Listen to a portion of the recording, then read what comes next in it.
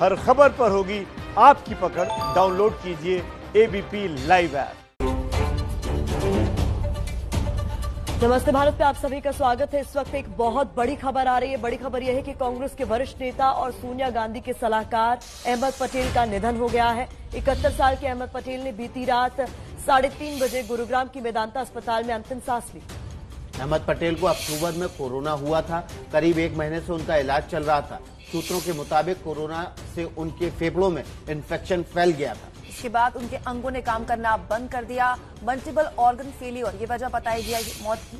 हालांकि उनके बेटे ने ट्वीट कर जानकारी दी और ये बताया कि उनके पिता अब नहीं रहे। बेटे फैजल पटेल ने आज सुबह ट्वीट किया। 3:30 बजे अहमद पटेल ने गुरुग्राम के मेदांता अस्पताल में आखिरी सांस ली। अक्टूबर के महीने में उन्हें कोरोना हुआ था, जिसके बाद बीच में उनकी बेटी ने भी ये जानकारी दी थी कि पिता की हालत में कुछ सुधार है, लेकिन लंबे समय से वो मेदांता अस्पताल में भर्ती थे। उम्मीद जताई जा रही थी कि शायद वो ठीक हो पाए, लेकिन कल रात 3:30 बजे ये दुखद खबर सामने आई कि उन्होंने अंतिम सांस ली। गुरुग्राम के मेदांता अस्पताल में लंबे समय से उनका इलाज चल रहा था। राजनीति के दमकते सितारे थे अहमद पटेल। उनके हर दल में, हर सरकार में दोस्त थे, मित्र थे। और अहमद पटेल एक तरह से कहा जाए तो सोनिया गांधी की छाया के रूप में कांग्रेस में जाने जाते थे। अहमद पटेल के जाने से कांग्रेस में एक बड़ा शून्य हो गया है और इस वक्त गुरुग्राम के मेदांता अस्पताल में उन्होंने 3 बजे के आसपास अपनी आखिरी सांस ली है। हमारे साथ हमारे संवाददाता अंकित गुप्ता जुड़ गए हैं। अंकित, क्या अपडेट है? विकास, एक दुखद खबर है और ये खबर जो है खुद उनके परिवार की तरफ से सामने आई है। और फिलहाल अगर अहमद पटेल की बात की जाए तो एक लंबा राजनीतिक करियर रहा है। आपने भी देखा है, मैंने भी देखा है कि किस तरीके से कांग्रेस में वो भले ही फ्रंट फेस ना हो, लेकिन बैकडोर जितनी भी स्ट्रेटजी होती थी वो राजीव गांधी के कार्यकाल से लेकर के सोनिया गांधी के कार्यकाल तक और खुद राहुल गांधी के कार्यकाल तक भी उनकी वो जो एक छवि थी वो हमेशा से वही रही है। और इस वजह से कांग्रेस के लिए एक बहुत बड़ा झटका है। हालांकि पिछले जो करीबन 1.5 महीने से अहमद पटेल को कोरोना की जो शिकायत थी और उन्होंने खुद अक्टूबर के पहले हफ्ते में ट्वीट करके ये जानकारी दी थी, लेकिन 15 नवंबर को उनको आईसीयू में शिफ्ट किया गया था और उसके बाद में कहा जा रहा था कि उनकी हालत गंभीर है लेकिन स्थिर बनी हुई है। अब से करीबन जो है 4-5 दिन पहले उनकी बेटी ने एक संदेश भी जारी किया था जिसमें ये कहा था कि उनके पिता के लिए दुआ करें। वो सबको जवाब नहीं दे पा रहे हैं, लेकिन उनके जो पिता की हालत जो है नाजुक है, लेकिन फिलहाल अभी स्थिर बनी हुई है। लेकिन रात में ये दुखद घटना आई और सुबह हम लोगों को जो चर्चा करनी पड़ रही है वो इस बात पर कि अहमद पटेल अब हमारे बीच में नहीं रहे। अंकित, आप लगातार हमारे साथ बने रहे। गुरुग्राम के वेदांता अस्पताल से हमारे साथ मौजूद है और हमारे एक और सहयोगी आशीष कुमार सिंह, जो कि कांग्रेस पार्टी को करीब से समझते हैं, देखते हैं।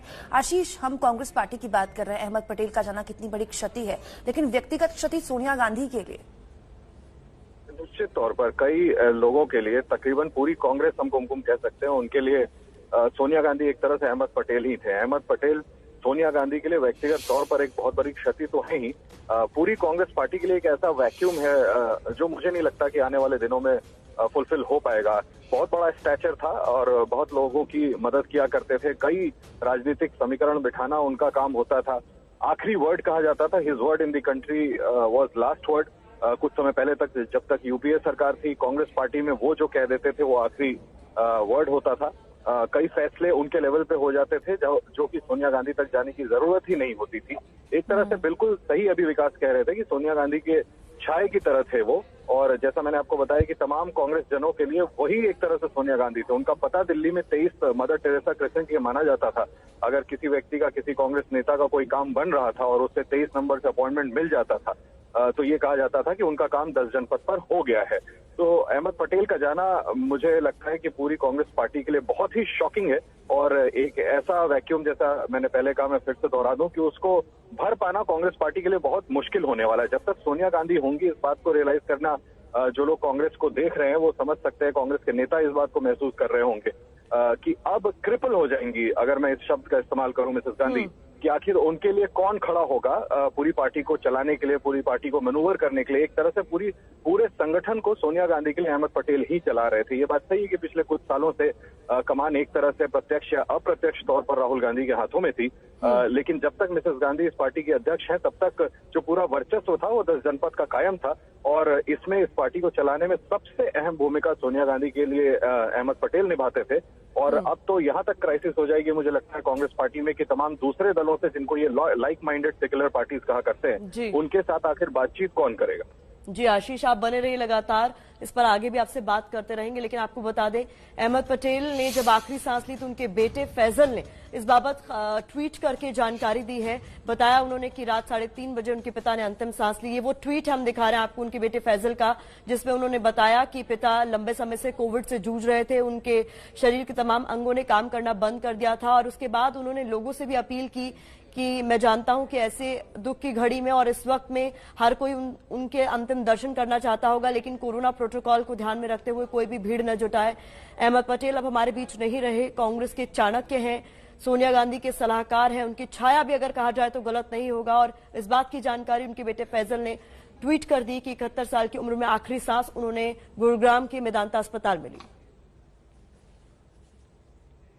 ये हमारे सहयोगी अंकित गुप्ता और आशीष कुमार सिंह लगातार बने हुए हैं। आशीष का रुख कर लेते हैं। आशीष, अब इससे पहले एक ट्वीट दिखा देते हैं आपको। ये ट्वीट देखिए, अहमद पटेल के बेटे का है। बहुत दुख है, मेरे पिता अहमद पटेल का आज सुबह 3:30 बजे देहांत हो गया है। 1 महीने पहले वो कोरोना पॉजिटिव हुए थे और शरीर के कई अंगों के काम न करने से उनकी हालत लगातार बिगड़ रही थी।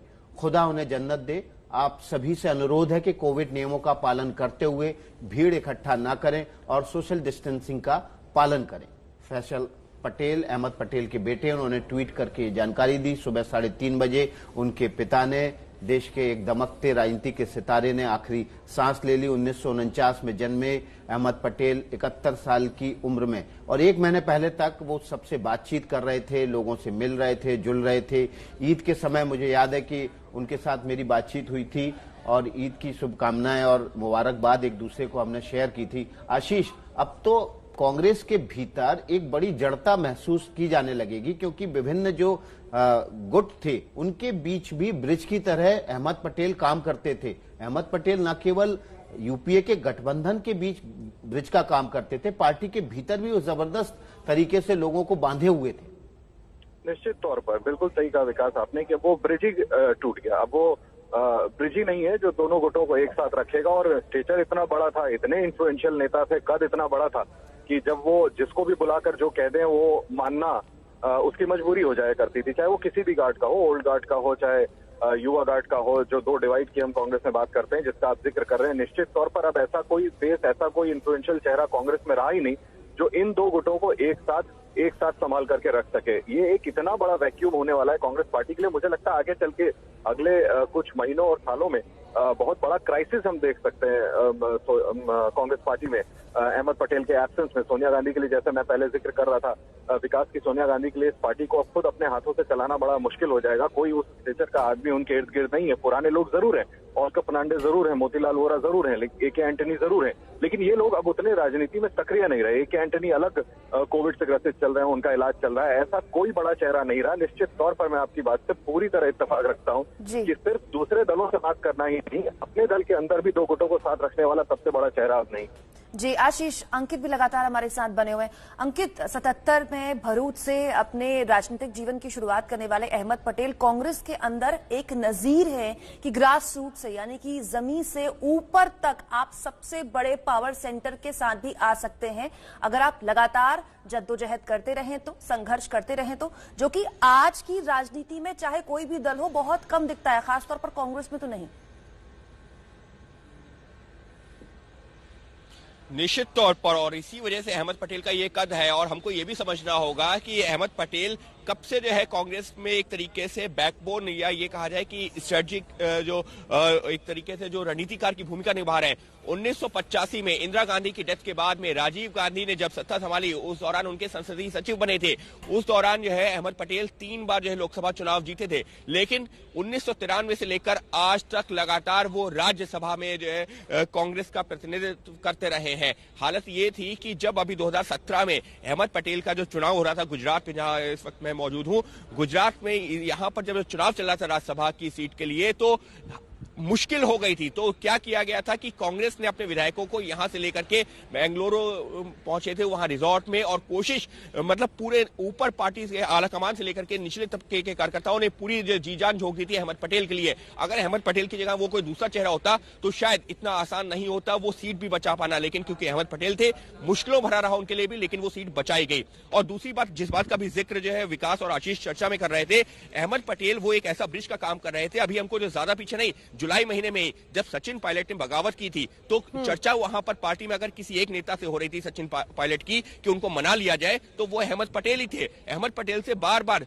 सचिन पायलट चर्चा कर रहे थे। पार्टी के जो अशोक गहलोत एक कद्दावर नेता है, उनसे उनका मनमुटाव चल रहा था, लेकिन अहमद पटेल वहां पर भी ब्रिज का काम कर रहे थे कि कैसे भी हो पार्टी में हालात सामान्य हो जाए। और इस वजह से अहमद पटेल का जाना निश्चित तौर पर गांधी परिवार के लिए और कांग्रेस के लिए एक बहुत बड़ा झटका। बिल्कुल, आशीष भी लगातार हमारे साथ बने हुए। आशीष, ये जो अपूर्णीय क्षति है, एक एक कर कांग्रेस को दो बड़े झटके लगे हैं, दो एक ऐसी क्षति पहुंची है दो बड़े नेताओं के जाने से। बात अहमद पटेल की भी कर रहे हैं तो तरुण गोगोई का भी जिक्र करना चाहिए। दो बड़े नेता खोए हैं, दो कद्दावर नेता खोए हैं, बहुत बड़ी क्षति कांग्रेस पार्टी के लिए। निश्चित तौर पर थोड़ा सा और पीछे जाएं प्रतिमा, तो पूर्व राष्ट्रपति प्रणब मुखर्जी, 3 बड़े नाम कांग्रेस पार्टी ने जो दिए देश की राजनीति को, वो कोविड से चले गए, बड़ा अनफॉर्चुनेट है। और आप जब ये जिक्र कर रही हैं, मुझे याद आ रहा है कोई जैसे विकास जिक्र कर रहे थे अभी की ईद के दिन उनकी चर्चा हो रही थी अहमद भाई से, कुछ अरसे पहले कोविड के संक्रमण एकदम पीक पर था। उस दौरान मुझे याद है कि एक रात अहमद भाई का फोन भी आया कि आप कैसे हैं, आपका परिवार कैसा है, कोविड में बच के रहिएगा, कोई जरूरत हो तो हमें बताइएगा। तो ये उस तरह के व्यक्ति थे जो जिसको जानते थे उसका ख्याल रखते थे, और इनका पॉलिटिकल दायरा इतना बड़ा था प्रतिमा, मैं आपको बताना चाहूंगा कि वो किसी भी दल का हो, वो भाजपा से हो, वो कांग्रेस से है, वो सपा से हो, बसपा से हो, कोई भी हो, अगर उनके पास पहुंचता, उनसे संपर्क करता है तो उसका काम हो जाना है। व्यक्तिगत तौर पर उस व्यक्ति का वो ख्याल रखा करते थे, बहुत बड़ा स्टेचर था। निश्चित तौर पर आप बिल्कुल ठीक कह रही है, अहमद पटेल का जाना, तरुण गोगोई का जाना, और जैसा मैंने आपसे कहा कि कुछ समय पहले ही प्रणब मुखर्जी का जाना, निश्चित तौर पर 3 बड़े स्टालवर्ड्स कांग्रेस के चले गए। बहुत बड़ी क्षति है जिसको पूरा करना बहुत मुश्किल होने वाला है। आशीष, अहमद पटेल, सोनिया गांधी बहुत लंबे समय से एक दूसरे के साथ काम करते रहे। अहमद पटेल को तो छाया ही माना जाता था सोनिया गांधी की। अभी सोनिया गांधी गोवा में है, स्वास्थ्य लाभ ले रही हैं। कुछ कार्यक्रम पता चला है कि क्या वो शामिल हो पाएंगे अहमद पटेल के अंतिम संस्कार में? देखिए, मुझे लगता है विकास, जैसा मैं जिक्र कर रहा था, प्रणब मुखर्जी का जब निधन हुआ था, मिसेस गांधी यहीं थी और कोविड प्रोटोकॉल्स के चलते हुए वो खुद स्वयं नहीं आ पाई थी। राहुल गांधी आए थे आखिरी दर्शन के लिए। मुझे नहीं लगता कि इस माहौल में जब उनको खुद डॉक्टर ने ये सलाह दी कि आप गोवा जाएं, आपके रेस्पिरेटरी इश्यूज की वजह से बाहर रहना जरूरी है, संभव है कि इतनी करीबी थी परिवार की तरफ था मिसेस गांधी दिल्ली आ जाएं, लेकिन वो अस्पताल जाएं या घर पे विजिट करें, अभी तो ये देखना बाकी होगा कोविड प्रोटोकॉल्स को देखते हुए विकास की परिवार आखिरी रिचुअल्स की क्या व्यवस्था करता है। लेकिन मुझे ऐसा लगता है राहुल गांधी जरूर आएंगे। मिसेस गांधी का आप लगातार हमारे साथ बने रहे। आशीष, हमारे साथ गुजरात कांग्रेस के बड़ा चेहरा हार्दिक पटेल जी जुड़ गए। हार्दिक जी, आप तो खुद गुजरात से ही आते हैं, गुजरात के अध्यक्ष हैं आप पार्टी के अंदर। कितना बड़ा वैक्यूम, न सिर्फ गुजरात बल्कि हम राष्ट्रीय स्तर पर कह रहे हैं, लेकिन क्योंकि गुजरात से ही आते हैं अहमद पटेल, आज जब वो नहीं रहे तो कैसे याद करेंगे उनको? सबसे पहले तो हम उनके निधन के समाचार सुनते दुखी है। आज का दिन, और मैं मानता हूँ कि आने वाले कई दिन हमारे दुख से गुजरेंगे। मैं भगवान से प्रार्थना करता हूँ, दुआ करता हूँ कि उनकी आत्मा को शांति मिले।